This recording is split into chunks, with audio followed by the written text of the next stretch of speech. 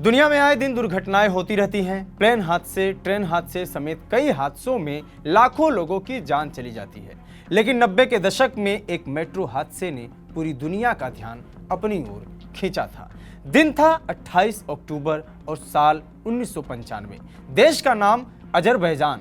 हम और आप इस देश का नाम यदा कदा ही सुनते हैं। पूर्वी यूरोप और एशिया के मध्य बसे इस देश की राजधानी बाकू है। बाकू में ही 28 दिसंबर को एक मेट्रो हादसा हुआ था। इस हादसे में करीब 300 लोग मारे गए थे। कहा तो यह भी जाता है कि इस मेट्रो हादसे के बाद ही दुनिया में मेट्रो की सुरक्षा पर ध्यान दिया गया और तकनीक इतना उन्नत बनाया जाने लगा कि हादसे की गुंजाइश ही न बचे।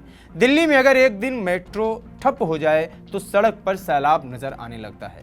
ऑटो के दाम ऐसे बढ़ जाते हैं जैसे आप ऑटो नहीं फरारी की सवारी कर रहे हैं। एक दिन की बात न भी करें तो अगर 1 घंटे के लिए भी मेट्रो में कोई तकनीकी खराबी हो जाती है तो 3 किलोमीटर का लंबा लाइन लग जाता है और मेट्रो स्टेशन पर खड़े होने की जगह नहीं होती।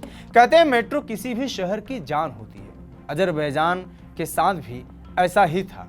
अजरबैजान की राजधानी बाकू में उल्डुज और नरीम नोव स्टेशनों के बीच ये हादसा हुआ था। कोई कहता है कि बिजली खराब होने से आग लग गई तो कोई कहता है कि किसी ने मेट्रो टनल के अंदर तोड़फोड़ की थी। इससे पहले एक बड़ा हादसा पेरिस में हो चुका था।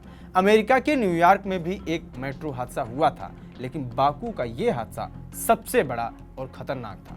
खतरनाक इसलिए क्योंकि इस हादसे में बचाव कर्मियों को लोगों को बचाने का टाइम नहीं मिला। शाम के 6 बज रहे थे। मेट्रो में 5 बोगियां थी। सभी में आदमी खचाखच भरे थे। उल्डुज स्टेशन से मेट्रो खुली ही थी। इस बीच पैसेंजर्स को धुएं का एहसास हुआ।